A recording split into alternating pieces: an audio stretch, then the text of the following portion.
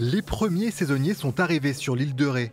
Dès le mois de février, les restaurants recrutent, comme ici à Saint-Martin, mais le plus compliqué, c'est d'anticiper l'été. On est 5 à l'année et on peut monter jusqu'à 11 l'été, ce qui fait plus du double, sachant qu'on déploie une terrasse au beau jour. On a besoin de plus de monde et plus il y a de monde, plus on doit poser de congés en fait, donc il faut des remplaçants pour les congés.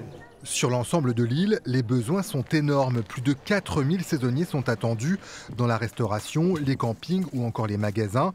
Mais le coût du logement vient freiner les postulants. C'est le problème numéro un. C'est pour ça que ceux qui ont les moyens achètent des bâtiments pour loger tous leurs saisonniers. Mais tout le monde ne peut pas le faire, bien entendu. Et c'est aussi quelque chose aussi après compliqué à gérer, de trouver un logement en adéquation avec le contrat.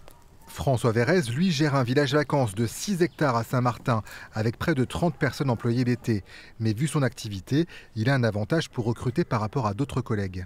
La grande chance qu'on a ici sur ce site, c'est qu'on peut loger environ une vingtaine de saisonniers. On fait des colocations, donc on a des hébergements qu'on réserve pour 2 personnes et qu'on dédie non pas à la vente et à nos clients, mais effectivement pour nos besoins personnels.